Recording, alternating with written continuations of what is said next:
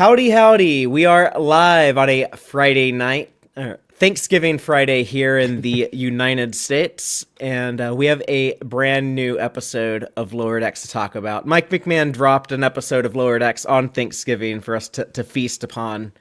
He was feeding us some giant melons and purple goodness, so I'm glad that there's people in the live audience, though, on a holiday weekend, still finding time to come check in with us and get our thoughts on this latest episode. So, Aaron, I think we're ready to get the show started. I'm Fathery. I'm Aaron. And this is Tex-Trek.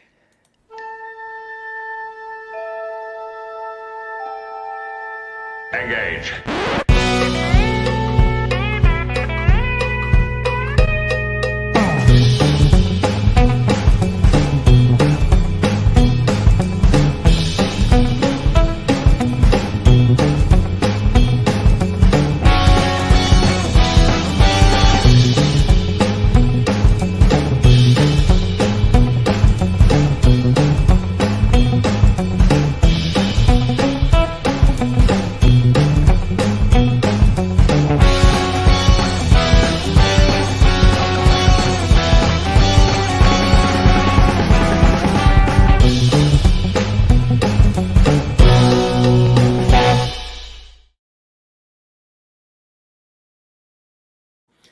Welcome back aboard the Starship Texas for the 309th installment of the Tex-Trek podcast, the home of Star Trek fandom from deep in the heart of Texas, where we take a deep look at Star Trek, old and new. Tonight, we are talking about Star Trek Lower Decks, Season 5, Episode 7, Fully Dilated, written by Andrew Mueth. I think, is that a new one? I think that might be a new writer for this season. Sorry. You're going to sorry say Andrew if you're Probert not. for a second. I'm like, wait, what? No, I would not want to see that. I don't believe. Yeah.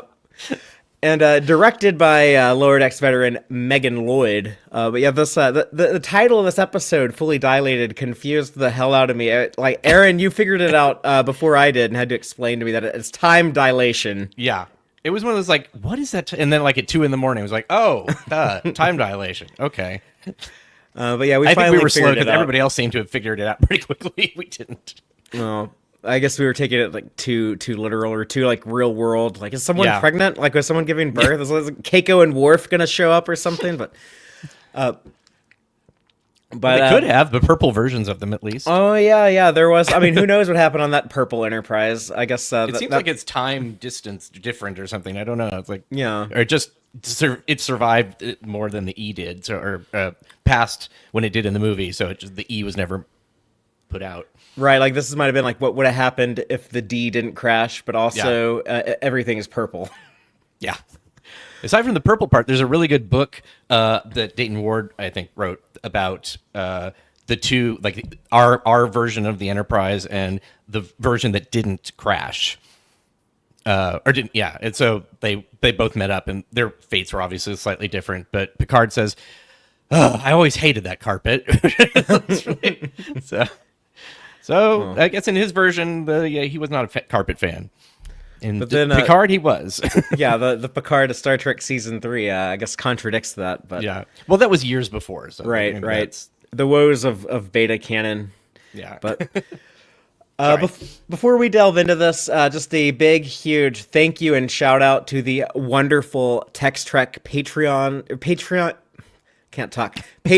supporters. It's a holiday week. Yeah, but it ties into that. They're what I'm thankful for this year and every year. But thank you so very much, Starfleet Sohel, Cake is Eternal, Crazy Dutchie, Joanne Robertson, John Daw, Geek Filter, Quark Spar, Stephanie Durantes, Matthew Averett, Braxton, Chuck A, Joel Vallis, Benjinium, Arthur Lamoureux, our associate producer, Chris Garris, Dave Farabee, and our anonymous supporters. And we like to hang out with our patrons once a month for the Patreon watch party. We have another one coming up in December. That's going to be Saturday, December 13th. So that's always a lot of fun. We just had a big one this month in November. We watched Star Trek First Contact. And that's always a popular movie with the Trek crowd. But I'm not sure what we're doing in December. Joel is not here. He's busy working tonight, but he's actually going to be selecting what we watch December 13th. I'm gonna encourage him to try to find something Christmas themed, which is rare in Star Trek, but it does pop up every now and then on occasion. So If you want to do, you could have like the Voyager episode where they were turned into a Christmas ornament. You could Right. you could find one from each series. I think Devil's Due, that's the one that gets overlooked a lot, but Devil's Due has that opening of Data playing Ebenezer Scrooge on the holodeck. Oh yeah, that's true. Yeah. So for the first like 3 minutes of that episode, it is Christmas as hell. I wonder, when did that come out? Did it come out actually near Christmas? In actuality, I feel like it was spring, but I don't know. Maybe it was. I'm not sure. I'd have to look up where it falls in the season. Oh, that's a movie. But was on February 4th, 1991. So it was past Christmas. It's a little late, but they were probably shooting it in December or November, Yeah. so maybe the actors on set were in the Christmas spirit. I think that Patrick Stewart was doing his one-man show at that point already for Christmas. So I'm sure that we made some sort of comment about it, like, oh, it's kind of like promoting his thing. No. Side note, I do like to watch a version of A Christmas Carol every year around Christmas, and I think this year I'm going to do the Patrick Stewart one. I haven't seen Nice. that. So, The Muppet one's always fun. yeah, that's a good one too. I think I saw that in the theater when it came out, but I've always appreciated Michael Caine is actually a really good Ebenezer Scrooge. Like he could have been in like a more serious version of that story. I love the reason he said that he just treated it as if the Muppets were real people. He did not want to feel like he was in a puppet movie, so he just played it straight, and it worked really well. And I apologize for missing First Contact. I was there for like 2 minutes. I saw the credits start, and then I got a client call, and then everything just went from there. Well, yeah, I know that you're real busy right now, but I'm glad you were able to be here to talk some Lower Decks tonight. Yes. So I'm excited. well, I don't have much in the way of news or anything, but we can go ahead and dive into talking about this episode. I'm gonna recap it by reading the official synopsis, which is always a lot of fun with these latest season of Lower Decks. But then I'll kind of expand on it with some spoilers to actually explain the story, because the synopsis is just simply, it's a pre-warp society undercover girls trip.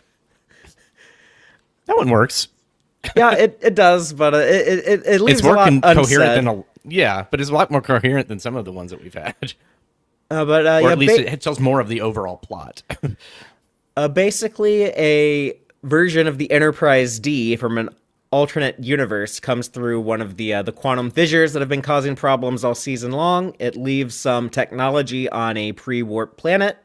T'Lyn, Mariner, and Tendi have to go undercover, beam down. They're stranded there for like a year because of weird time dilation stuff. See Voyager's wink of an eye for more on that. But they discover a severed head of the android Lieutenant Commander Data, but he's purple. And they eventually make their way back to the Cerritos after some unfortunate food and drink cleanup in the transporter bay. So technically they weren't stranded because of the time dilation. They were stranded because Boimler spilled a drink. Because they can't follow instructions, like no food allowed, but...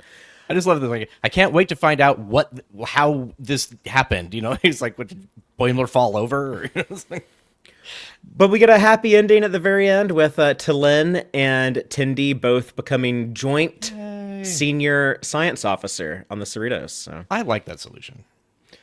Well, Aaron, before we go into the deep dive discussion, before we get in the episode breakdown, why don't you give us your kind of broad impressions on the episode?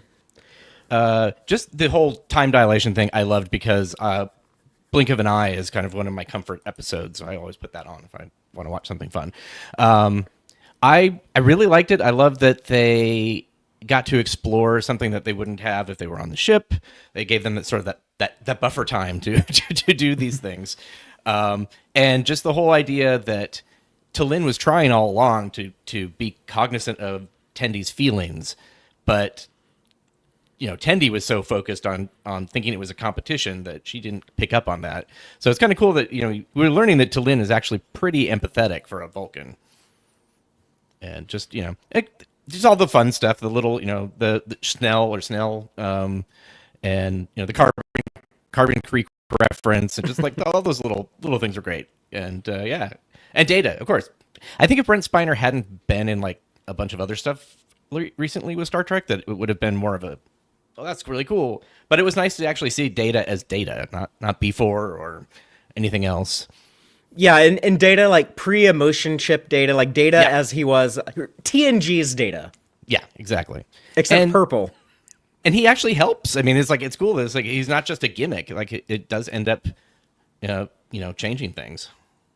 Yeah, you get to be like so Data, but still be very relevant to the story. And I wouldn't. Yeah. I see some people calling this like a cameo, and I wouldn't like describe this as a cameo. He's like a full-on like he's a character. Character, yeah. Like it is a great use of him, and probably like my favorite use of any of the parallel universe stuff they've been doing this year. Yes. I'm not like super excited about that. I mean, like I kind of don't need Star Trek to really like lean hard, and like Marvel and DC does that a lot. And Michelle Yeoh is in a really phenomenal movie, Everything Everywhere All at Once. But like I don't need Star Trek to play in that sandbox as much as some of these other IPs are doing. But I like what Lower Decks did with it in this episode a lot, and I said last week I thought that was kind of a great example of a solid Lower Decks episode, and I think this is an example of like a great Lower Decks episode. I loved almost every line of dialogue. I felt just like contributed so much. Yeah, there wasn't really anything extraneous. It felt like it was all pretty tight, and it flowed well. Yeah, I think I might have like one or two nitpicks that I'm sure will come up. Big one just being like the color purple is like there's a lot of purple on this planet on Dilmar 3. Yeah, that was weird. We pointed that out. It was like, wait, is that why they went to Dilmar? It's like, oh, it's purple like us. Like maybe like dial back the purple there when you're also dealing with like the purple ship from the purple universe with the purple android. But and then I think Mariner just putting out the very obvious ceremonial flame like oh no, here's a dangerous fire. Yeah, that like, was And if you really want to get nitpicky, much, the time difference too. It's like in the time that like they a week has gone by. It's like they wouldn't have been the way they were talking. It didn't quite match up with what actually was put out until later. But yeah.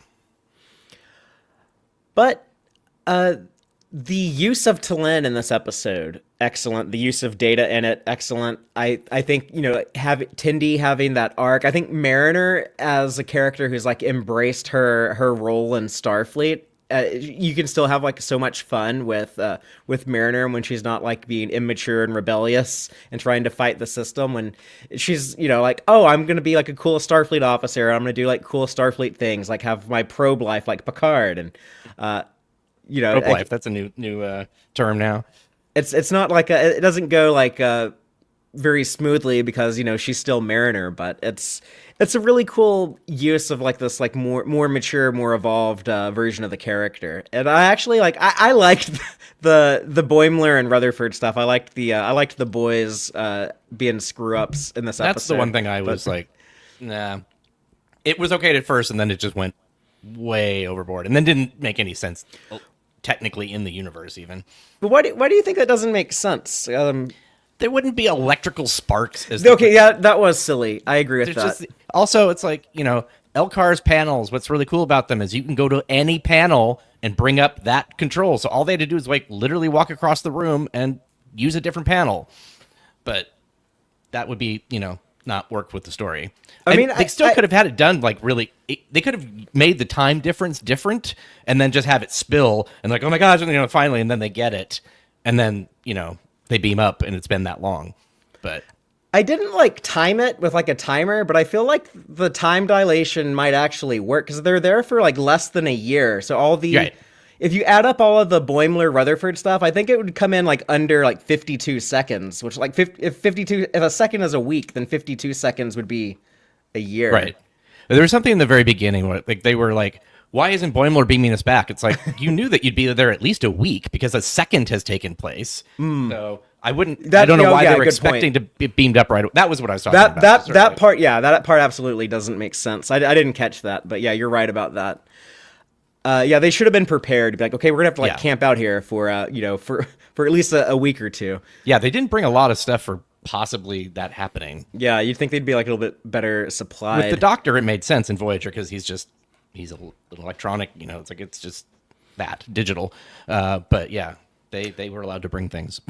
But I still had fun with like that sci-fi Oh, yeah. concept from From I still loved it. Voyager. It was cool to like see like it from more of the character who's on the away mission, see it from like their perspective more, because in Wink of an Eye we don't really see what's going on with the Voyager with the Voyager Doctor when he has this type of experience. Yeah, I had its son apparently.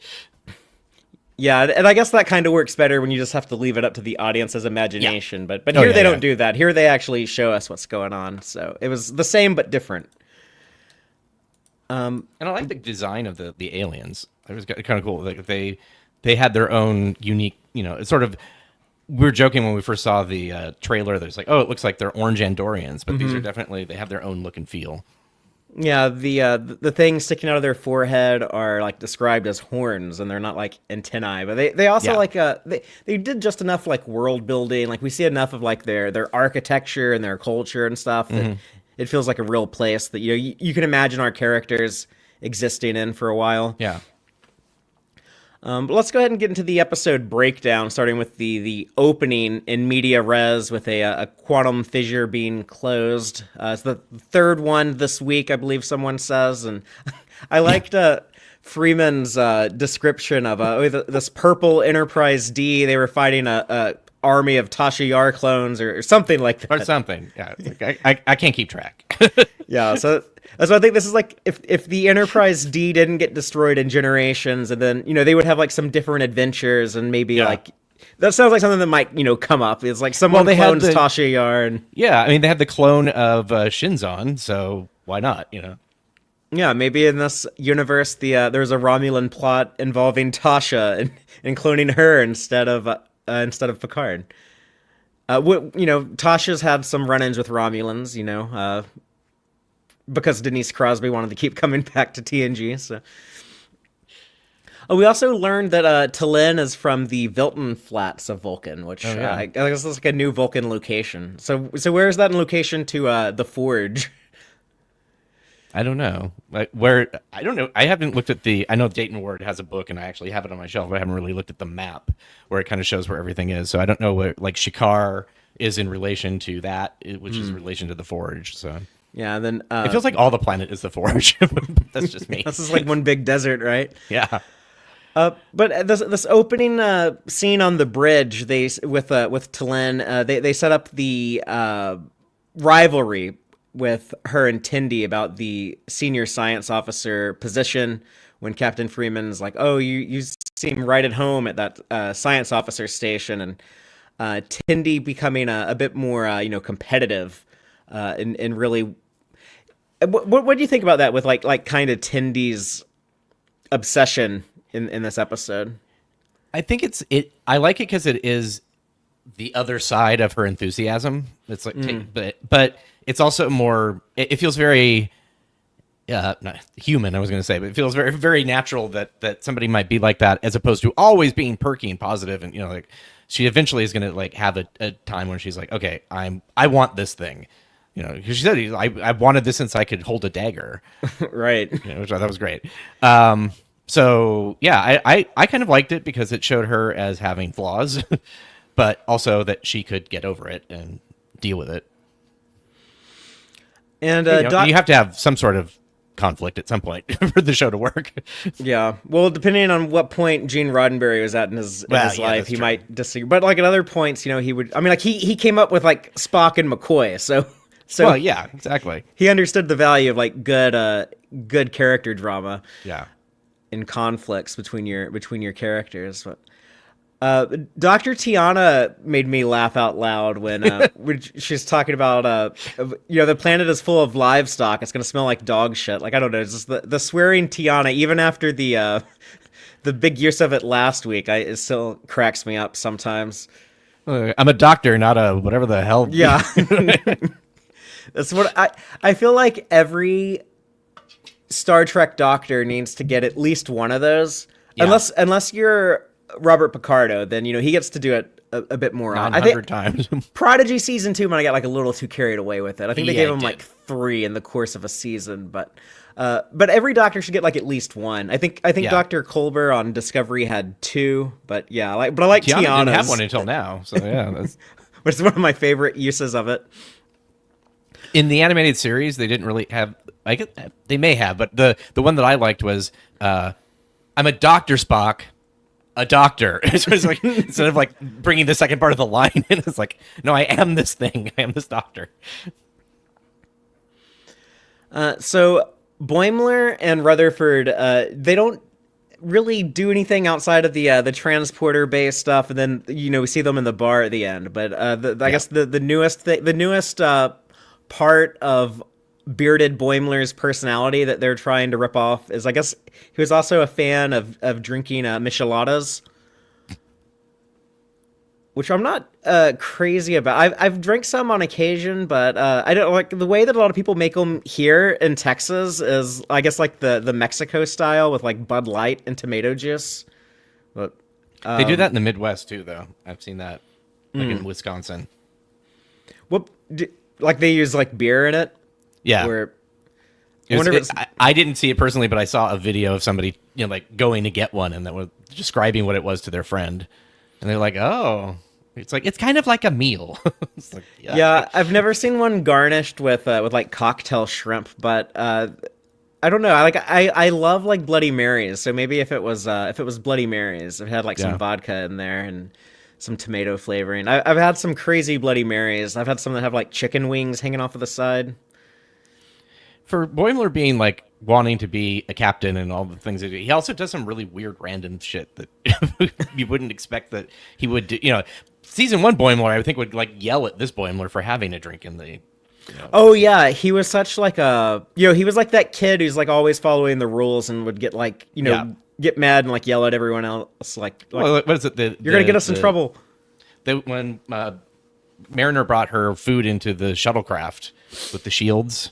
I think they spilled something on. Yeah, they spilled something on their console and it didn't go bonkers. Like, Yeah, and you would think like the transporter would be even more secure, sturdy. That's some pretty valuable electronics when you're like scrambling people's molecules and I mean, stuff. I can spill the same amount of stuff that they did on my phone, and it doesn't like destroy my phone. So it's like there should be a. Anyway, that was the one part of that I just was annoyed by. But yeah. But the other funny visual thing they do is we see that Rutherford has started to grow in a beard as well. So, and I don't want to say much more successfully than Boimler, but well, yeah, I guess that is what I want to say. It's a smoother start. Let's put it that way. If you want to be diplomatic about it. And Aaron, I don't know if you want to like point out the the visual gag that we've been doing, but if you're watching our streams on YouTube. Yeah, how Boimler did not get his beard. Nobody mentioned his beard. No one mentioned mine either. I started it when Boimler was growing his, and it's like, and so now it's actually pretty full. Yeah, yours is coming in much better than his. So you're more of a Rutherford than a Boimler in the It's coming in facial much hair grayer department, than it but- used to too, which is like that's depressing. Well, I was talking to my uncle yesterday at Thanksgiving, and he said, I would consider having gray hair a blessing because I have no hair. So. Yeah, I get that. But yeah, so as soon as they beam the girls down, spill the drink all over the console and start that running gag. But I People do got hit and poked in the eye. I just realized that from this episode, like the horns and this. the Getting horns poked- and didn't like Mariner poke somebody in the eye? oh with her yeah, horn? and then like Boimler gets like shrimp Yeah. in his eye or something like when Yeah, he's it's spilling kind of the- funny that it's the same thing. Yeah, a lot of eye. I mean, our friend PJ used to point out how modern Trek has so much eye violence, like Icheb having his his cortical node searched for through his eye, and Control in season 2 of Discovery stabs Leyland through the eyes. Yeah, a lot of eye violence in modern Trek. Apparently, I guess that trend is still going. PJ, I hope you're okay if you saw this episode of Lower Decks. But I do like that the girls are rolling their eyes at Rutherford and Boimler and like, oh yeah, this is so cringe that you're trying to copy someone else's vibe, as Mariner Yeah. puts it. And I'm waiting in these final 3 episodes at some point, probably in the last or second to last episode. It is going to come bite them in the ass, and they're going to realize like, oh yeah, Tindy was right when she told us we can't just crib our personalities off of what we read on a stolen pad or whatever she said last week. But the landing on the planet, we get some like really cool visuals. My only complaint, like I said earlier, was that like there's so much purple on this planet when I feel like the purple should be reserved for the alt universe stuff. I wonder if there's like a miscommunication. Rocks as well. I wonder if there's like a miscommunication with the like background artist or something. Oh, possibly. I mean, we know that happens. But they're not on the planet too long before they run into the character Snell, who is like I guess the local conspiracy theorist on this world. He's Mrs. Kravitz from Bewitched.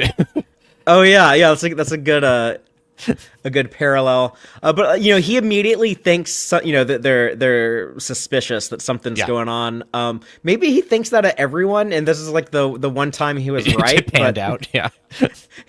I love what they do with it later though, and kind of point out like he was actually like right all along, but. They tend to be in these things like the crazy person who saw the people beam out or whatever is correct, but yeah. Is it, and the whole thing with the globbers? I still want to know what a globber looks like, but yeah, I assume that was like currency. That's like a coin or like a dollar bill or something. Yeah, but or like shell or I don't know. when they find like the big crater that has the shuttle debris in it, he asks them, "What are you three doing down here?" And they say, "Looking for glommers." And he's like, "In the middle of a hole, like that would be an odd place to look for money." So. You said glommers. It's like looking for the things that eat tribbles. No. Yeah, glommers and globbers. Yeah. It's I think Sean thought that was actually on purpose. Like I'm like, I don't think so, but it's maybe. I said glommers, but this episode it's called globbers. Right, the correct. The glommer is the thing. I got them mixed. Like in my notes, I wrote the word glommer, even though like we see it like spelled in the episode. I was subconsciously thinking of the animated series. Yeah, Glommer. There you go. I got one of those on my couch. Yeah, I've hung out with Aaron Harvey so much that now my I see TAS references and everything. I guess I didn't see it. That was what I was just like. Everyone's like, "What?" I'm like, "Oh yeah, kind of sounds the same." I guess I didn't see it either, but I typed it. Like I'm looking at my notes right now, and I wrote GLOMMER. So like the orange thing that eats tribbles in the animated series. Yep. That'd be funny if that's what they actually traded. These glommers. Speaking of like Mariner kind of embracing her role in Starfleet, I liked her having fun at like blasting the shuttle debris. And you got to clean up all this awesome shit so none of the locals find it, and just like blasting stuff. Like, how often do you actually get to shoot stuff and disintegrate it? So I guess it'd be fun to. Yeah, like you're not using your phaser in like violence or danger or anything. So I need to stop for a moment and say thank you so much to Matthew Averett for the $10 super chat. Matt says, just showing support. Love y'all. Well, thank you very much, Matt. So we find the severed data head, and that's when Snell discovers them and is asking like, "Oh, what's behind your back?" And Talens is like, "Oh, just these rocks that I'm juggling." And that was kind of a Carbon Creek moment. In Carbon Creek, the Vulcans are like, they just look at a pool table and they're like, "Oh, it's like simple geometry." It's like Talon is just like, "Oh yeah, I know math. I know how to throw and catch things." It's like if you're a Vulcan, you can just like learn anything through mathematics. I didn't know that you knew how to juggle. I did not know either, or whatever she said. Yeah. But it's more like that competition with Tindy, and I agree with you. It is kind of cool to see Tindy have exhibit some flawed behavior, and she grows through it over the course of the episode. Right. But and I kind of like the moral of that story. We live in the hustle and grind culture is what a lot of people call it, but it's so much focused on individual success and competing. You got to stand out. You got to be the best of the best. You got to you know, we're almost kind of conditioned to kind of obsess over that type of behavior. So I like it being called out in this episode. Yeah.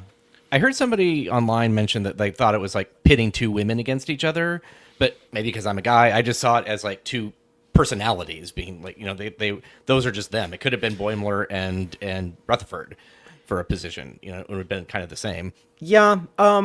Yeah, I think that might be like a valid criticism if someone pointed that out. But that would also be, that's kind of like the risk of if you have like so many women characters, like you're doing like this whole story with like 3 women, then it's kind of like unavoidable at that point. But they didn't talk about a guy, so they passed the Bechdel test, I think. Thank you so much, Chris Garris. Well, they talked about Snell. So. Chris in the live audience has sent in a $10 super chat. Thank you so much for that. He says, here is some Thanksgiving love for Tex-Trek. Well, we certainly appreciate it and are thankful for it. But yeah, Aaron, you're right. This absolutely does not make sense here, where as soon as they find the data head, they're like surprised, why isn't Boimler beaming us up yet? Yeah. When it's only probably been like a few hours in their time. So for him, it's like he's still seeing like the blue sparklies on the transporter pad, like that hasn't even like faded away yet, probably. Yeah. Like because they walk 2 kilometers or something like that. That's not going to take a week. Yeah.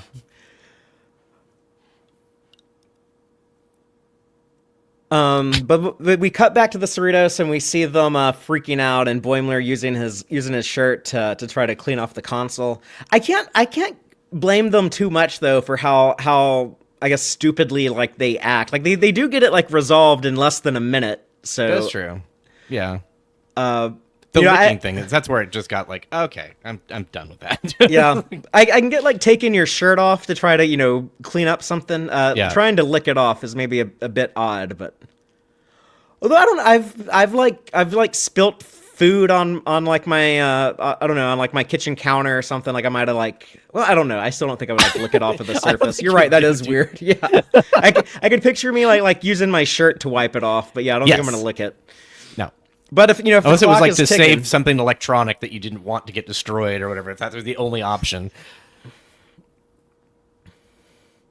But so we cut to 4 months later, and they conveniently are they conveniently find the shuttle debris next to an abandoned. Mariner calls it a shack, but I would call it like a mansion. It's like this big, huge 2-story house out in the country. But for 21st century people, it is. Yeah, definitely. But over the course of 4 months, I guess Mariner has become bored, and Tendi is trying to out-science T'Lyn, and she says, I've had a fruitful day of plant scanning, but she's also secretly constructing a hand crank to power up Data. And I guess we get the impression that guy Snell has been continuously pestering them and kind of, like following them around and trying to figure out, what's going on. It took a long time to find their place, though. Yeah. But, Mariner seemed to, she still, recognized them and when she has to, shoo him off with the broom. So I think he's probably been on their trail for a while. He's persistent. And he's actually, not that dumb, I guess. He is kind of right. Yeah. But we get Brent Spiner. So what do you think of when we get that Data dialogue when he is woke up by the hand crank and starts talking to Tendi? I like it because it is TNG Data. It's very of that time. Yeah. It wasn't, there's no, like you said, a motion chip, but it's just, I don't know, it just felt more pure. There's something about it that was just like, okay, this is very cool. It was written so like the lines were scripted so well. It really felt like the way that those TNG writers wrote him. Yes. Just like some of like the misunderstand or when Tendi's like, can I ask you a question? He's just like, as long as it does not require hands, feet, or torso, I believe you can. That's totally how they wrote Data in TNG. And I feel like Brent Spiner, he's just having to do the voice. He's not having to do, like the full body or face or anything else. So I think that might have made it kind of easier to fall back in those old. Like he did that for 7 seasons. It also felt better for I think the viewer, for me, but it's like didn't have to see him do it. But yeah, no, I think it, like you said, he really he got that patter. His voice has obviously changed since Yeah, S5E7. his voice sounded like a little older, like natural human aging. Although this is, this is a purple Data, so the voice is probably a little different too. And if they haven't, if it is supposedly, the Enterprise wasn't destroyed, and this is contemporary to the Cerritos, maybe he made his voice age as he got older. Yeah, I mean, if you look at Data in Star Trek Nemesis, he was definitely he does not look like the Data in Encounter at Farpoint, 15 years earlier. He's not that thin either. I noticed that there's he seemed overly thin. Well, also those uniforms from season 1 didn't do anything to hide anything. It was so if you were thin, you were very rail thin in those. But I loved the connection that this version of Data forms with Tendi about Yes. I can respect your desire to be, the first Orion science or one of the first Orion science officers in Starfleet. I was the first android to serve on a bridge. Yep. I wonder if he's the only android at that point still. Yeah, well, there's a lot of Tasha Yars in his universe, I guess. So there might be a lot of Soong androids too. Who knows? Who knows? Yeah. I wonder if when he goes back to this purple universe, if he looks at purple Tendi. Oh yeah, so that's an interesting question. Would the Orions be purple? Because that's kind of like their whole thing is like they're green pirates. Yes. I guess they're just pirates if they're purple too. What if you add purple to green? If it's a more purple tinted universe, maybe add that on top of the other color. Because it seems like if they have the name for purple, that means they probably have other colors. Because otherwise, it would just be. True, yeah. So it would just be your universe. It's a universe of not exclusively purple. It's a universe of mostly purple. Yes. But Discovery established that the light in the mirror universe is, there's that line from Burnham is even the light in this universe looks different. So I guess it might be a light spectrum thing in this universe that just made purple more dominant. You basically get brown if you combine purple and green. Oh, that's So hopefully, brown Orions would be a little weird. We get that shot of Snell looking into the attic window, and he sees the silhouettes of the Data head and Tendi. So he's lurking on Tendi throughout this episode. We have that subplot with Mariner of where she's determined to find the meaningful connections, I guess, is what she's seeking. Picard had a family. I don't think she wants to commit quite that hard, but she's talking about looking for a friend. That's what she's doing in the bar, is trying to find a chum. But instead she assaults a guy and pokes his eye out with her horn. And apparently on this world, or at least in this part of it, that's go straight to jail. That's on the Monopoly board, What did she call it? Some Edo shit or something? Yeah. That was a fun reference. Yeah. I just love that, speaking of Data from before, that, when Data is how do you know about me? It's you are very famous. Just that was kind of cool. But B'Elanna and Voyager talked about Data, we have an artificial life form in the Federation who's super famous. She talks about how well known Data is. Right. So yeah, why wouldn't he be? And it makes sense, just with the story at least, because it's not weird. Why would these people know anything about this? But it makes sense. So, but Gary Mitchell, that one's a stretch in the first episode. Okay.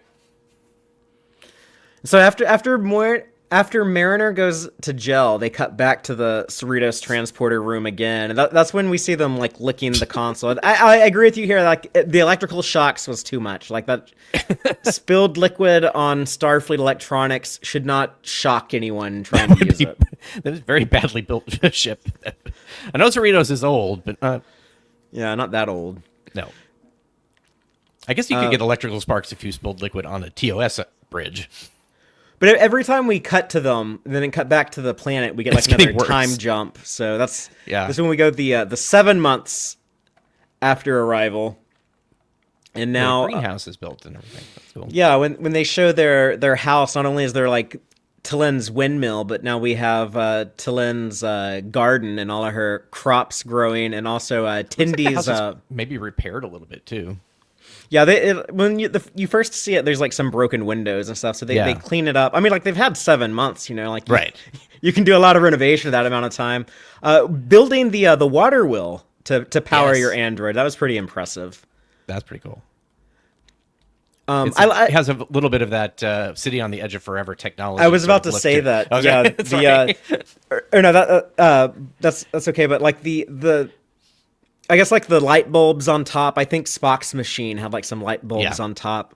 And then there's one part where Tindy is like pulling out like a card out of one of these machines that she's built. I don't know if that's supposed to be like like if like some a punch card. Yeah, like some type of computer punch card type thing, or maybe it was just like circuitry, like a circuit board, or I don't know. But like it looked cool. It had like that same type of I don't know, like guerrilla electronics, like that kind of how did Spock describe it in City on the Edge of Forever? Like the bear skins and bear stone skins? Yeah, stone knives and bear skins. Yeah, it has that kind of flavor to it. It's like Starfleet punk instead of steampunk.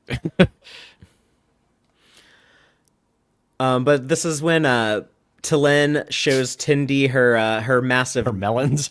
well, the grapes that grapes that Tindy thought were melons, and then she's like, oh no, like the melons couldn't fit inside the melons are like the size of like a car, and the grapes are like the size of a melon.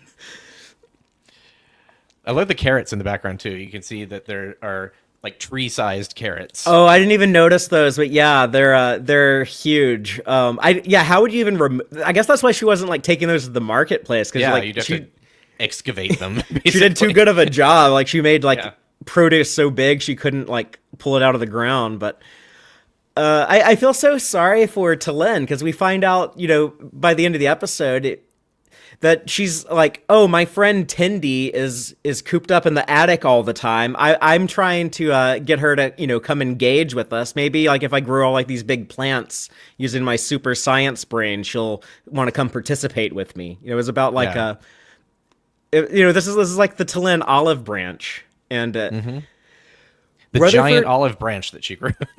Yeah, she could probably make like a huge one of those too, but. Rutherford has that line in the beginning where, like, oh, as a Vulcan, T'Lyn just probably is not thinking about feelings. And it's actually, like, Tindy's the one who's, like, not thinking about the other person's feelings. Tindy's the one not being empathetic. So I really liked that. Yeah, and they kind of excuse her behavior when she says, like, oh, I've spent so much time on Orion. Which I was okay with that explanation. But then after I watched this episode a couple of times, I was thinking, like, okay, you haven't seen Orion or your sister or any of those people in months. And, like, that was, like, a year ago by the end of this, so... Well, and also I think some of it is just her lack of sleep, because I have been through that. Yeah. I don't want to think about how, like, oh, yeah, that's another, like, part of the moral of this story is, like, don't push yourself too hard and make sure to get plenty of rest. And it's like, oh, that's... that's like the opposite of how I live, but maybe I should. Same thing. Like I have been working through the holiday weekend, which I'm happy that I have work because I have not had for a while. And driving home back from Thanksgiving, I went out for a couple hours. Like I almost fell asleep on the road. I'm like, okay, I need to not do that. Yikes! So, yeah, time to get more sleep. Yeah, that can be like a double-edged batleth. Yeah. But when Data is being such like a good bro, he's being like so supportive to Tindy, and he's like, don't push yourself too hard. T'Lyn was probably able to get so much done because Vulcans don't sleep as much, and then Tindy's like, oh, you're right, I should stop sleeping. That's not the lesson I meant for you to take from that. Yeah, then like he's trying to like encourage her to do the opposite and to rest. So, but I like supportive Data. He's cool. He's looking out for her best interest even when she isn't. Like he would be fun if they could just kept his head or something like that. Oh, he's been separated from his universe, so they just have Data's head on the show now. I do wonder, like at some point at the end of the episode, whenever they resolve all this multiple universe stuff, I think we're going to see like the little Intrepid class again. We might get like the Data head again. You already had Brent in the booth, once, so you might as well have him like record lines for another episode too. I'd say the one thing. Kind of even through the last couple episodes, it would have been nice if we got a little bit more information about what the fissures were, because I mean, it was different than when they had the ships blowing up at the beginning, like every single time, almost exactly the same. We've learned that they're artificially created, and that's it. Yeah, but that was like So. 2 or 3 episodes ago, right? Because Right. they didn't mention it Because we at have 3 all. episodes left. We have not much to bring that storyline to a close. So it'll probably come up in. I mean, like it'll definitely be a thing in like the last 2 episodes. Yeah, for 'Cause, sure. Probably next week too, at least like mentioned. Yeah. But we see Mariner get out of jail after, so she's in jail from like the 4 months since arrival to like the 3 months since arrival. So yeah, so it was 3 months. That's the Ito bullshit. Was the I guess 3 She doesn't months. seem like she's been in jail that long, but that's I mean, everyone's she's so wearing used like to the it, I guess. same. That might be like the cultural thing on this planet, but like everyone's wearing like the same wardrobe. I mean, I know that's also like a thing in animation in general, but everyone has like the same. Like every time you see Snell, he has like the same outfit. Well, it's very Star Trek Yeah. too. Like just the Romulans all kind of look the same. Nobody's wearing like a, unless you're seeing like what is it, kind of just like regular culture from the civilians, and then it's like, oh, really bad clothes that they thought would be futuristic. maybe just stick with the uniforms. Oh, I'm looking at an image of T'Lyn and Mariner at her before she has like the full on kiosk, when she just has like the little cart, the little wagon. But she has some carrots there, but they're not as big as the Yeah. ones that we see growing. Those- So the things that are in the very front, are those supposed to be strawberries, or what do we? They're like apple sized. yeah, they look like they have roots on them. Maybe those are beets. Beets? That could be. They just didn't get very big. But even though I think it was stupid of just like the visuals of it, of like Mariner seeing like the eternal flame and then like immediately like putting it out. It is funny to me that like she gets out of jail, walks across the street, does something dumb, and then is immediately like brought back to jail. like you screwed up again in like 2 minutes. Not even that long. That was one of those things of like, yes, it was very obvious that was there on purpose. Like, Yeah, if you look at the wide shot of the thing, it's very ceremonious. There's like this big stone monolith behind it. It actually has like horns on either side. yeah, those horns might be kind of a sacred iconography or something. It has like their alien horns on the like cauldron. Keiko's Eternal says, Mariner already saw the Eternal Flames when they first arrived. I mean, they've been there for a long time. Yeah, she should have known that this. So yeah, that doesn't work. That doesn't make sense. But it did make me I get laugh. the joke. Yeah. Yeah, to see her like back behind bars immediately. I mean, that smash cut to her back in prison. It did crack me up. And the fact that she's been in the brig so many times on the Cerritos it just adds to that. And then they cut back to the transporter room again and back to the planet. Now it's 10 months since arrival. Oh, and there's more greenhouses and other stuff that has filled up the area. Yeah, so T'Lyn has built more agricultural architecture onto their property, and now she has like this huge kiosk set up downtown, and the beauty products. Everyone's walking around with like this long, gorgeous hair. This is what my uncle that I was talking about hanging out with at Thanksgiving. Like he needs some of this T'Lyn juice. I still think that could change culture. That could change the way people look at each other. It was like that still is, it's mildly Prime Directive violating. Yeah, I would say it's Prime Directive bending. It's like okay, yeah, there you go. It's like you still might get in trouble for it, but like if the admiral likes you, they might let it slide. Type of level of Prime Directive bending. And different, extenuating circumstances. They were there for a very, very long time, and yeah. But this is when Tindy is getting like super paranoid and weird. But I guess it's from like chewing the stimulant leaf that she mentioned and staying awake all the time. So that can drive you a little bonkers.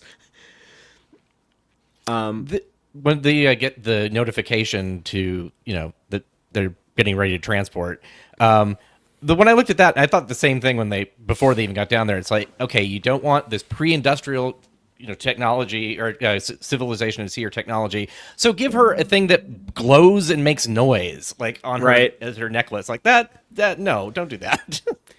Make it a bracelet or something that like vibrates. Yeah, or like the patterns of force transponders that they implant under Oh Kirk yeah, and Spock's skin, like something like that would be completely yeah. hidden. That would make too much sense, I guess. But yeah, they finally receive the notifications like, okay, we're ready to beam you up. Go back to the secret spot where we're gonna beam you from, and of course when this happens, it's Mariner is behind bars, and Tindy is having like her full-on breakdown with Data, does like the big jerky asshole thing and like turns him off mid-conversation. Reminds me of the Doctor in Voyager. But then that's when like she passes out in the attic, and creepy Snell, I guess, was like waiting for T'Lyn to come by, and then he knocks her out and has them both tied up. I love Tenny. She's like, "I'll show you. I'll show all of." Just like falls asleep. Yeah, in the middle of her rant. You gotta be pretty tired to pass out mid rant, mid meltdown like that. But just talking about like a lot of like the funny lines in this episode, like when they were when she's like arguing with Data and says, I'm getting real tired of your sass, Data, and then Data just says, if you are tired, then you should sleep. Like, another example of it sound like like a classic TNG Data line, where he just takes things so literal. Yeah. No, I really a lot of the episodes they're funny and you kind of chuckle and like, or but a lot of these I was literally like just laughing because they were just really funny. It's like when Snell goes, yeah, it's like the silly villain noise or whatever. And not just like the performance with him, but also like some of the lines he got, like when he called Data a hornless demon head. It's like, this race of horned aliens, they would think that's like demonic if you don't have horns. That looks like an evil demonic creature. Yeah. That was good. I liked that a lot. That's kind of clever scripting. Yeah. But I liked when Tindy and Mariner are tied up though, and they're kind of forced to converse, and we get Tindy's confession that she's trying to out-science T'Lyn, and then T'Lyn confesses like, oh, I was just trying to do science bonding with you. I was going so hard with my sciencing because I was trying to, rebuild our friendship and get you to stop hanging out in the attic all the time. So I like her comment too. Is like out-science. Like she said it like she's like, what the hell is that even? Like, you out-science somebody. And I think that's also when Tindy says that she must have spent too much time on Orion. But I'm like, from your perspective, that was over 10 months ago. Maybe it's, I don't know. Maybe sometimes when you go home and stuff like that happens, it can hang around with you a little longer than you'd like. You can take the girl out of the crime syndicate, but you can't take the crime syndicate out of the girl. Yeah. But she is able to use her horn to flip on the switch to turn on Data, and then he's able to gnaw their ropes off because he says that he saw Lieutenant Worf do this. So this must be something that happened after the divergence, after like the Enterprise D doesn't crash in Generations. Not only do we get an army of Tasha Yar clones, but we also get Worf having to chew his way out of some ropes at some point. Yeah. I like when Cindy says, like, you really are fully functional. And he's like, he like, it sounds like he's responding to it. Like he's trying to, as he's biting through the rope. It's Why she would know that line, I don't know, but. Oh yeah, the fully functional line. Mm-hmm. Yeah, that was kind of an odd use of that. But I like that they were able to. I'm happy for Mariner, honestly. Like this episode, like I'm happy that she was able to get her probe life. After all, when she's like, oh, I fit in with these people, my jail buddies, or whatever she calls them, jail family or something like that. Yeah. And then when one of them says like, oh, cool, and like two of us are murderers, and she's like, yeah, like don't tell me that. I don't want to know that. Like, one of those murders, I just noticed like he has his hand out. He's doing the little heart symbol thing that people do. Like Jesse does that a lot too. Which is an odd thing that would be on other planets, because like that's not even what a heart looks like on our planet. That's just like that's just what some of the cultures on Earth like decided is like a symbol to represent a heart for whatever reason. But I guess there's some parallel development on I this would love world to know too. why that is true. I should look that up. I've never thought about it, but yeah, like give as somebody who is like a heart is important to their life because of everything I've gone through. Yeah, it doesn't look anything like it. So vague. It's red sometimes. But when they get out of there, and then Mariner, like, she does ask, like, "Oh, can my jail friends get out too?" And, Like, and no. the guy, yeah, like the warden guy, I think he says, "Hell no!" Yeah. And then she's like, "Sorry, guys, I tried." It's like, well, at least she tried, I guess. Don't really want two murders running around, probably. Yeah. But it cracked me up that when Snell tied up Tindy and T'Len, he says, "I'm gonna go get the angry mob." Like, he just Yeah. actually like calls out the angry mob, and then like we see them confront them outside of the jailhouse. And then I thought it was so cool, like their clever way to get out of it and make him look like Yeah. an idiot is purple data head. Oh, we can just draw his face on one of T'Len's giant grapes. It was a good setup. It was a great, it was a funny visual gag when Tindy is like, "Oh, you have huge melons," funny dialogue, but like, these aren't Yeah. even melons, these are the grapes. And then they get to use it here, like you never see Yeah. it coming. That's what I like about this. Even though like we can, nitpick like the time dilation Oh, yeah. logic and It's not that I don't like it. That's not what those nitpicks are. That's right. just Star Trek. Right, it gets so much like clever stuff done in like the Yeah. short 23 minute time Another span. thing, just looking at this picture that you have on screen of the head and you can see the town in the background. And it looks like they've put up a horseshoe above one of the doors or something, which is a very Earth thing in the center of the screen. That U Yeah. shape. I didn't Like, that's notice kind of that interesting. before. Another cool visual thing when the angry mob is confronting them is you see the dude from the bar who Mariner poked in the eye, and he has an eye There's a patch. eye patch. So like all these months later, his eyes still hasn't or he's like such a drama queen. He's gonna like run around with like an eye patch on just to like. Well, they seem like their horns may be harder than the actual people's horns, given how they were put because together. I don't they're know. artificial. And apparently Yeah. they're itchy too. So they've had like these itchy horns on their head for Yeah. months. Luckily, T'Len had her nasal receptors cauterized, or else Oh yeah, she would she'd have. be in a horrible mess. Yeah, she'd been smelling the stinky livestock for 10 months. Yeah, she would be in pain. But yeah, I like when they point out like, "Oh man, like did we like ruin that guy's life?" And like we made everyone think that he's a loser. And another great TNG style data line, he appeared to be exhibiting traits of what you would call a loser well before he saw my head. Yeah, the writing was just on point for everything in this. I just perfect. or when they're like, "Oh, he's lurking this way." Yeah. Yeah, it was fun. And also, I had never thought about this before. It's kind of weird to think about, I suppose. But Data having like body warmth, it seems like, oh yeah, that would be something Dr. Soong would build into him. But it's like no one has ever brought it up in all these years. Although, Until if now. you take why he has the heat, I think they talked about like his circulatory system, like the fluids or whatever. He doesn't have that here because he's just a head. So I don't know if the warmth would actually be there, but that's nitpicking too.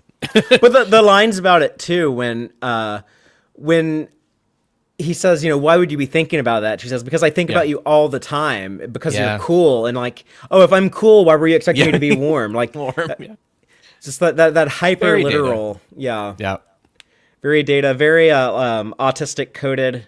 Yeah. I think a lot of neurospicy people have always found a lot of relation like in Star Trek, but like specifically Data, I think.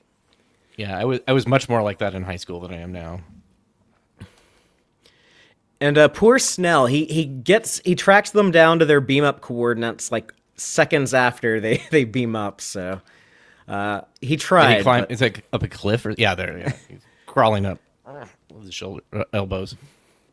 Yeah, it is very purple. You're right. There's like more purple mountains in the background and everything. So Yeah, it's purple is kind of like I know the people are orange, but beyond orange, Yeah. I think purple is the dominant planet or dominant color on this planet. It would and seem. this is sunset, so I guess you could get away with saying that's like just the lighting. Yeah, it's a pretty purple time of day, I guess. Yeah. But I love that they have Vasquez rocks. Like just Yeah, get the jaggedy rocks. Yeah.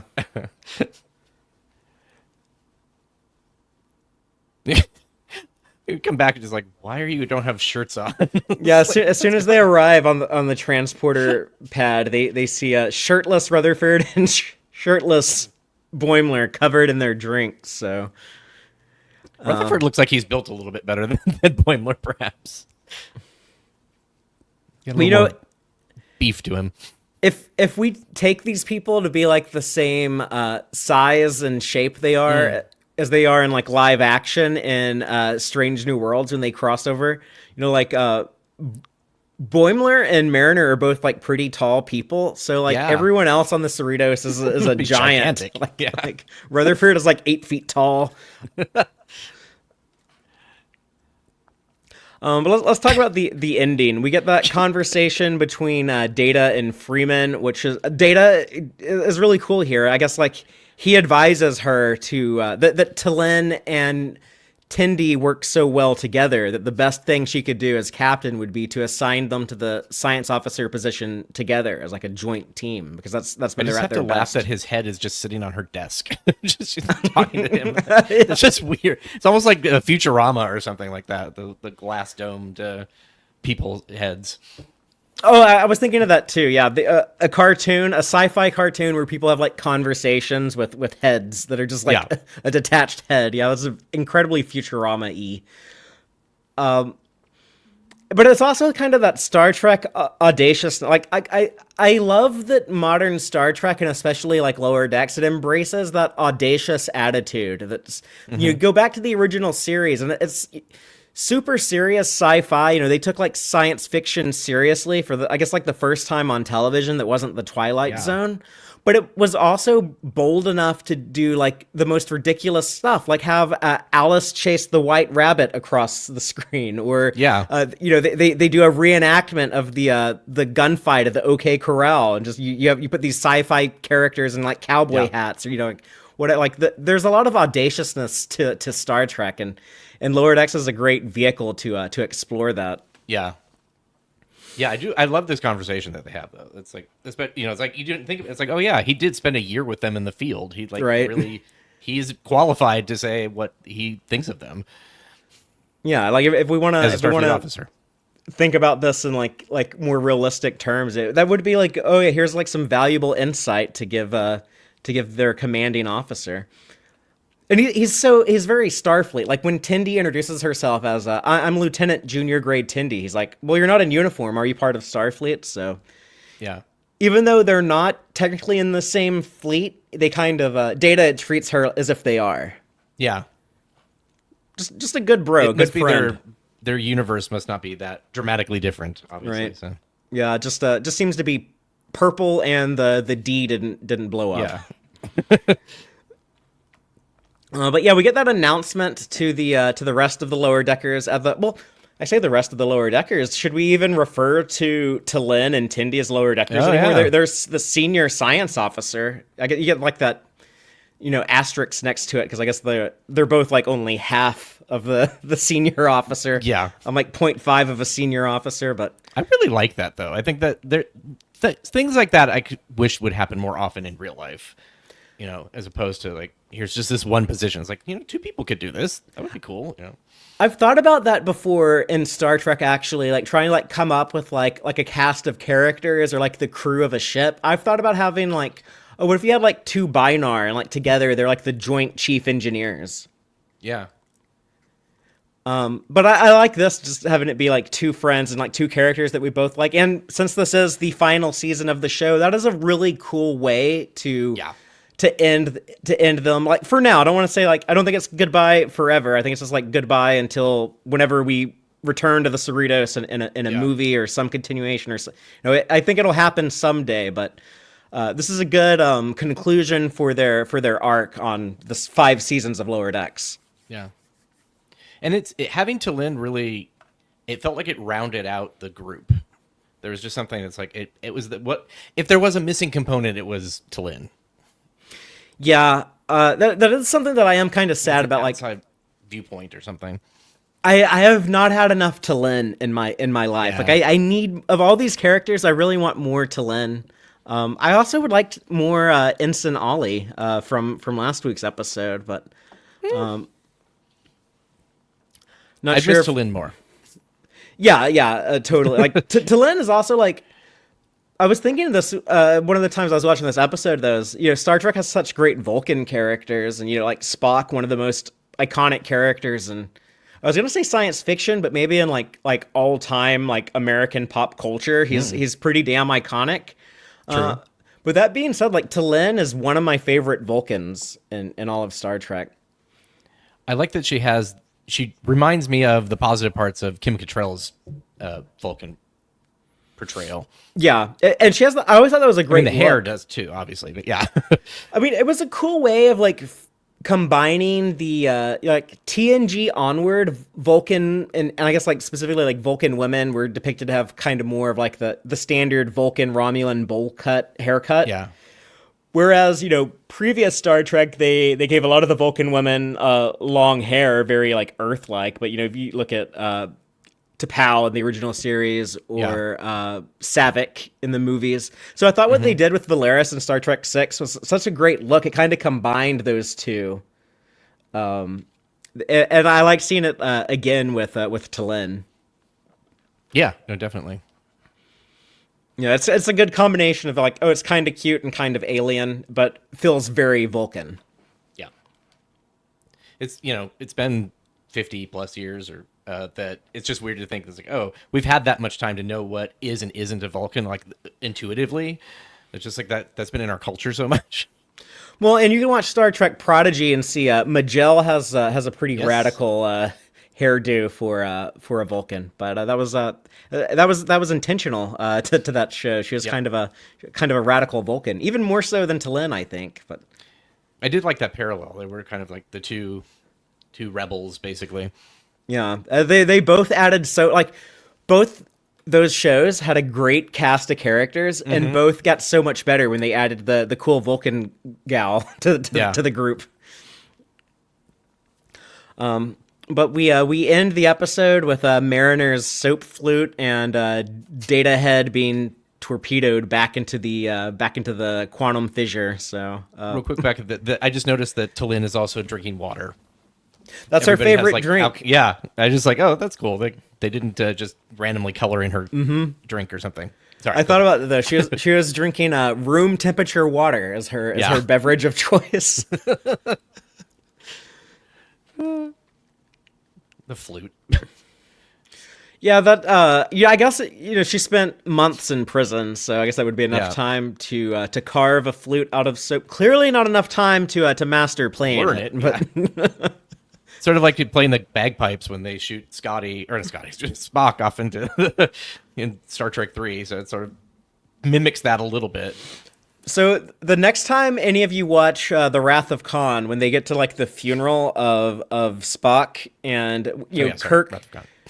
But Kirk gives like that sad eulogy, and then like when Scotty starts playing the bagpipes, look at Shatner's face and just like imagine that Admiral Kirk had no idea Scotty showed up with a bagpipe and was about to start playing Amazing Grace on the back. Just like I always think that when I watch it, like I don't seriously think that, but like it cracks me up to like imagine that like oh yeah, like the engineer just like chugged some whiskey and it's like I'm gonna play my Scottish bagpipes and just like showed up at the funeral and just like busted out Amazing Grace. I've never looked at his face when he's done that. I'll have to go back and watch that. And he's just, you imagine like after all he's been through in that movie, he's just gonna just stand there and take it, I guess. But he just looks so like tired and defeated and worn out and just like this asshole just starts playing the bagpipes. But whatever, I'm over it. Do we have to stand here through the whole song now? I like his head's put with those little triangles, those foam triangles, which we've seen in other things in Star Trek. I didn't notice that, but yeah, Freeman and Ransom had them padded in there, very very secure. Yeah. So I'm sure they're kind of like their pillows almost too. Those triangular pillows that they have that do not look like they would be good for your back at all or neck. No, here's something else I didn't think about until right now, but Data makes such a big deal about, I got to get back to my friend Geordi, which I love that line. We left him.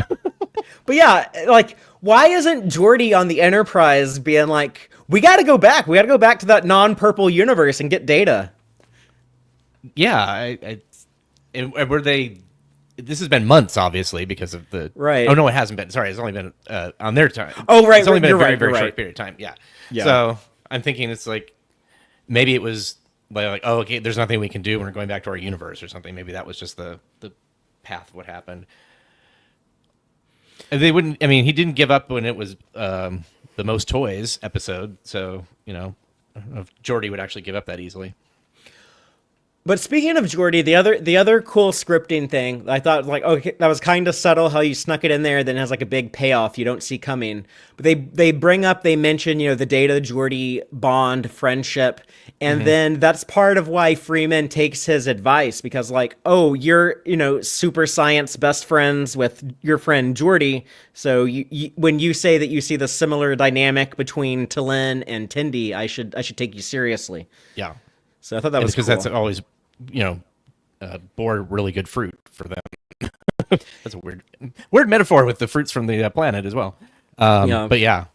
And if you go back and you watch season 4, when T'Lyn is first being integrated into the Cerritos crew, Tendi is obsessed with being friends with her. Oh yeah. And now that we see the other side of that, where T'Lyn it's very important to T'Lyn that they're friends. So yeah, they really do have the making of like a really cool duo and friendship. Yeah. Which I guess Tendi kind of had like that bond with Rutherford, but I'm of the camp like I want that to be like a romantic pairing, and I think the show, and I'm still hoping like in like these last 3 episodes that we get like full on romance between them. Yeah, I was thinking it's like, oh, I can't wait to see the evolving friendship of the two science. Oh well, that's not going to happen. Shoot. What happens next season? There is no next season. Yeah, but I'm hoping that there was a movie or something. I don't think this is the last of these characters. No, I mean, I keep saying how like we just saw 7 of 9 and Riker and all Chakotay. Oh, yeah. There were new episodes of Star Trek with Chakotay, Yeah. earlier this year. Happen, yeah. Wesley Crusher came back this year. We have at some point we're going to have Harry Kim show up next couple episodes. That was in the preview. Yeah. So I think Harry Kim he's gonna show up in the second to last or last episode of the season when they're dealing with the big quantum fissure stuff. Yeah. I forgot what I was gonna say. Anyway, yeah. Oh, well, do you have any other thoughts on the episode before we go into the Gornegg section of the show? I don't know if it continued with the theme of like finding your place, but it kind of did. Because I always think about that because you mentioned that at the beginning of the season, and it has sort of followed through. I mean, that's kind of the mission is to get Data back to his universe, back to where he belongs. Back to like Geordi's side on the Purple D. Yeah. But speaking of Purple D, that was a funny line. It was kind of cute and kind of risque, but does the carpet match the hole? Yeah. That's like a Star Trek nerd specific joke. Nerd specific, yeah. It's like a weird, like it's a triangle between like sex and Star Trek and whatever the third humor or whatever. Like just like, oh, it's right there in the middle. If you don't have one of those, you don't get any of it. Yeah, I thought that was good. Yeah. Gene Roddenberry would be very happy. Gene approved. Sex is in there. Well, and the big melons joke too. Yeah. Clearly, T'Lyn's giant melons. Yeah. But yeah, I guess that's all the thoughts I have. Yeah. So we can go ahead and go into the Gornegg section of the show, where we like to point out the Easter eggs, in jokes, and continuity connections that we feel are worth mentioning. And starting off the planet itself, the time dilation. We keep referencing the Voyager episode, Blink of an Eye, but that planet is should be officially referred to as the weird planet displaced in time, because that's what Naomi Wildman called it in her astronomy report. Yeah. I love that when she's like, well, maybe it'd be more concise if you said this or whatever. Yeah, I wrote it down here. There's a fun conversation between Seven of Nine and Naomi Wildman. And Naomi says, how does this sound? The weird planet where time moves very fast, and so did the people who lived there, by Naomi Wildman. Your Let's put that through Chat GPT. And then Seven says, your title is verbose. I suggest you try to condense it. The weird planet? Better, but it lacks precision. The weird planet displaced in time. So it's actually Seven who says it to Naomi. Ah, okay. Yeah, that's I love that. That episode, like I said, is like that's my favorite like comfort episode just to watch it. Yeah, it's a great one. I love that they're when they come onto the sky ship, that they're in basically 1960s to 80s like astronaut gear and stuff. So it's like just seeing the development of their technology over the course of the show is cool. But it has that kind of that Star Trek respect and appreciation and romance of like NASA and real life space travel. Yep. That I'm sure like Mike Okuda was like as the guy who like designs graphics for both Star Trek and NASA was really into that. Yeah. And when he returns back to his planet, like this is Katana Retz. Like, oh sure, it's Katana Retz, and you're just coming back from the sky ship. Okay, because they didn't know there was a time difference. Yeah, Wink of an Eye is great. Called I'm sorry, Blink of an Eye. Wink of an Eye is the TOS episode. Yes. When Snell catches them in the crater, they tell him that they're from the north, which is the same thing that Archer said in the Enterprise episode North Star when they're on the cowboy planet.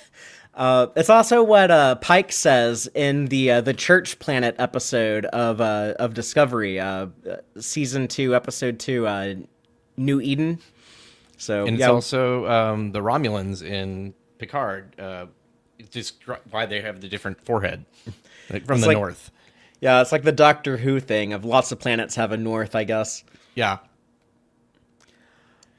Oh, Data said that too once, didn't he? Like when he was on the planet with the technology, or like what are you? Why are you? I'm from the north. I thought he said that. Maybe I don't recall that one. I know this is not Star Trek, but the animated show, the DC Comics animated show, I really like. Justice League Unlimited had an episode where Batman, Green Lantern, and Wonder Woman go back in time to the Old West, and they say that they're from the north.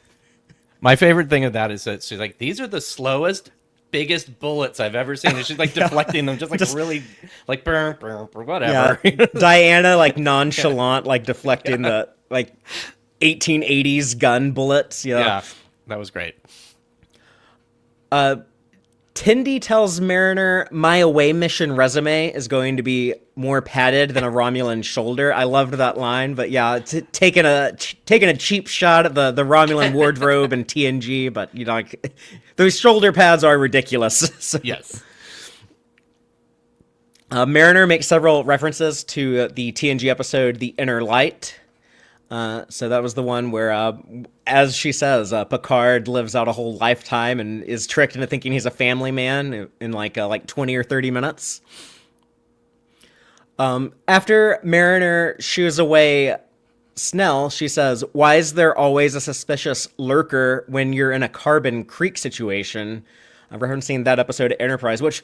This kind of bothers me because that was supposed to be something that like no one knew about. Like if that becomes like public knowledge that Vulcans were like watching I Love Lucy in Pennsylvania in the 1950s, then why is like Zefram Cochrane's warp flight and First Contact as big of a deal? If everyone knows about this. So, well, maybe it happened well after that became cemented. As like if you found out that the Wright brothers weren't, well, they probably weren't the first, but I mean it's like that. That I don't think would change, and people would still be like celebrating them. Yeah, that one seemed like a little weird to me. But as you were pointing out, Aaron, the Ito reference, Mariner says 2 months for an eye poke. That is some Ito level bullshit right there. That, of course, is referring to the episode of TNG Justice, where Wesley Crusher is given the death sentence for falling into a flower bed. He should have got sentenced for wearing that sweater, Yeah. especially on a planet that looks like it's like, what, 75 degrees out or something like that. And speaking of a sex obsessed Gene Roddenberry, that episode has his Oh, yeah. fingerprints all over it.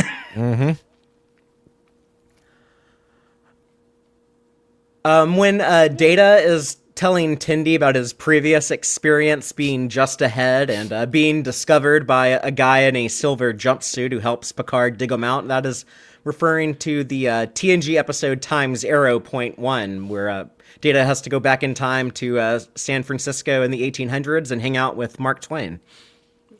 It was when we first heard that line, it was just like silver jumpsuit. Like I'm trying to think, it was like, oh, that's right. There's just the I guess archaeologist. Yeah, I actually remembered that dude because I just watched this a few months ago. But Okay. I've watched a lot of Star Trek this year. Yeah, I was say you are on a binge because of Taylor. Right, yeah, we started with the original series in January, and now we're like halfway through season 1 of Discovery now. So Wow.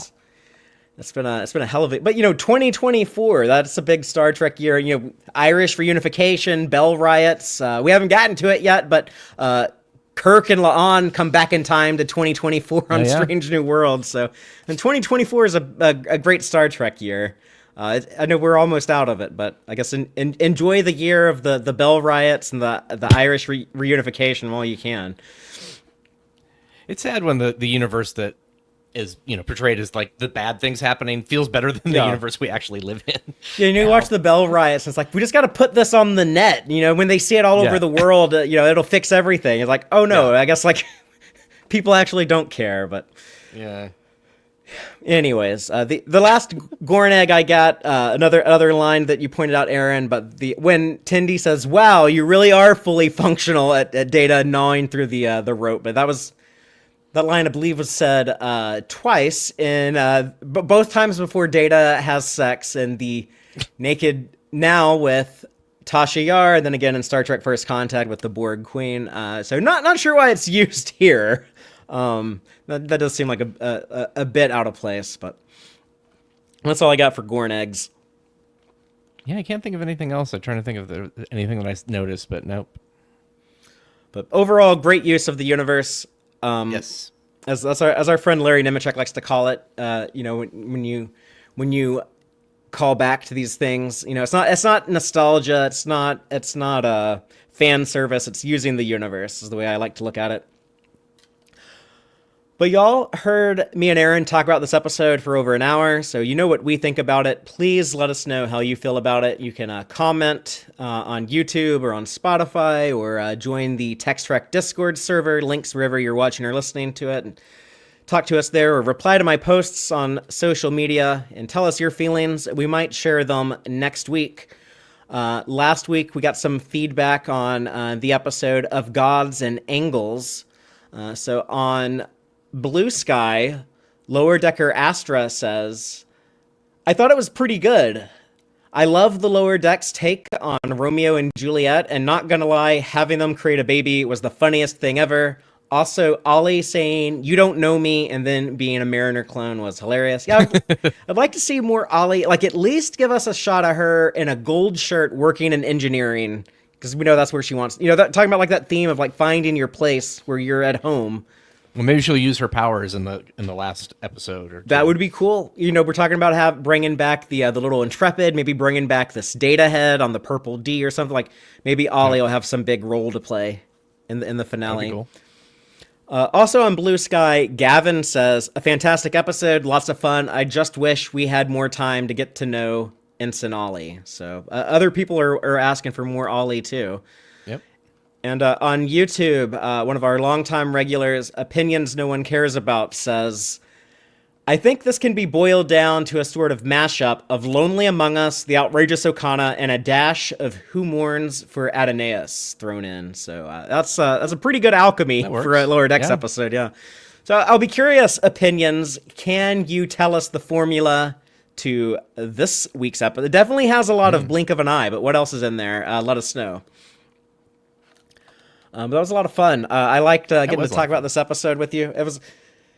It was a good one. I like it's hard to pin down exactly like why I like this so much. But it's like good Lower Decks. This really puts a smile on my face. It's also like it's good Star Trek too. Just it's got it's tropey, but it didn't feel repetitive. You were talking about Blink of an Eye being like a great like comfort food episode that you love returning to. But I feel like so much of Lower Decks really embodies that aspect of Star Trek. Like, well, yeah, to me, it's like Lower Decks is just it's all the comfort food. Yeah, although I do love probably the most is the Crisis Point movies, but that's just me. So I'll be interested to see how they wrap everything up. You know, going into this finale, will it will it be big dramatic stakes? I think to some degree. You know, they tend to get pretty serious with like their series finales, but yeah, we had Shax die in one of them. That's right. Yeah, I forgot all about that. But and then they made like a joke out of that being like reset. You know. Yeah. That was I had the before it came back. He came back and we knew what happened and all everything.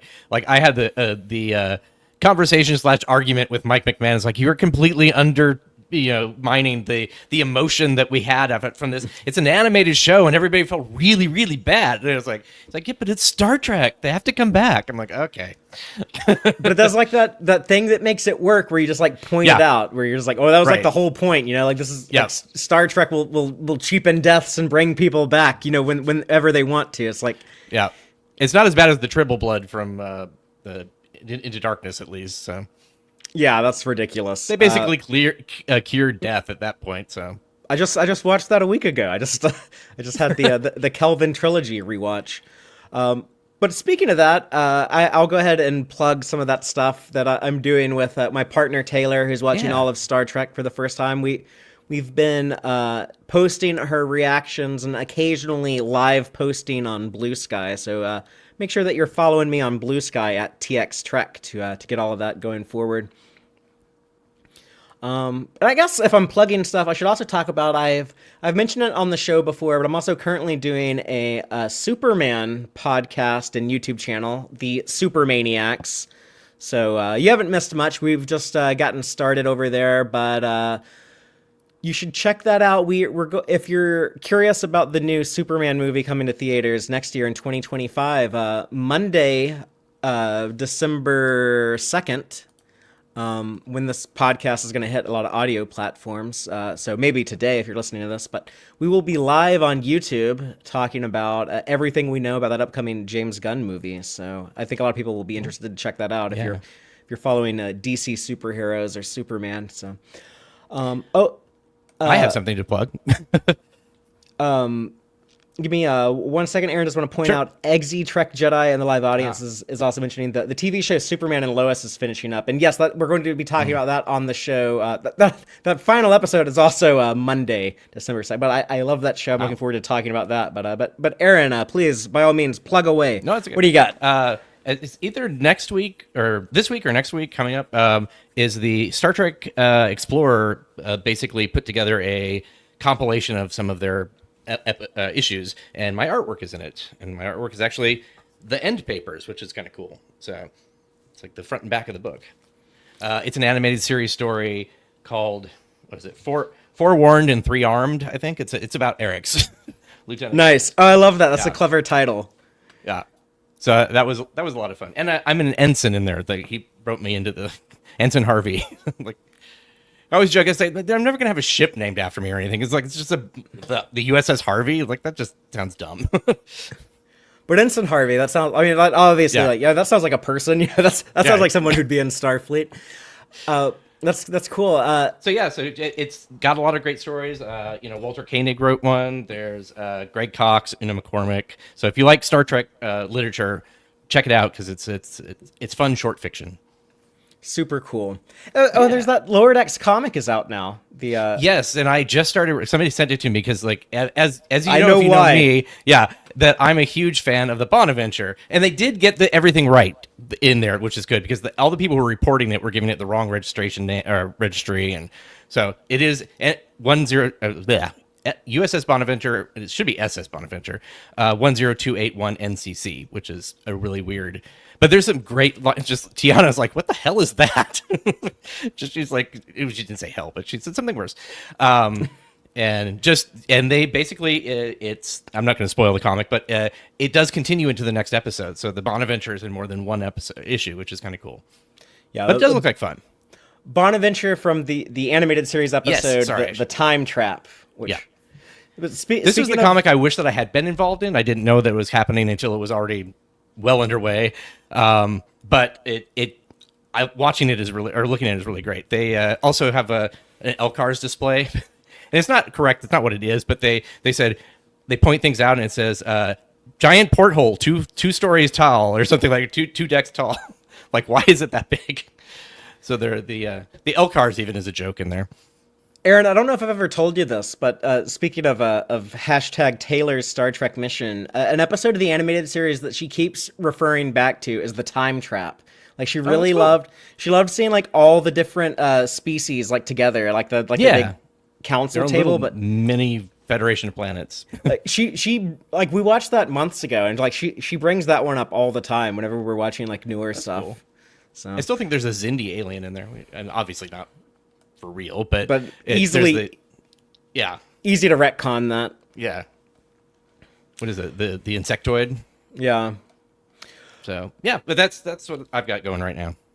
That's cool. Well, thank you everyone for watching us, who watched us live, and thank you everyone else who's watching or listening to this later. We do appreciate it, and please come back the next 3 remaining weeks as we close out not just season 5 of Lower Decks, but the show for now until we see the return of these characters.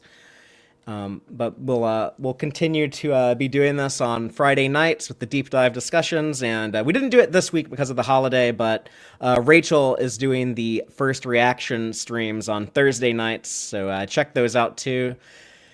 And until next time, as always, live long and prosper, y'all.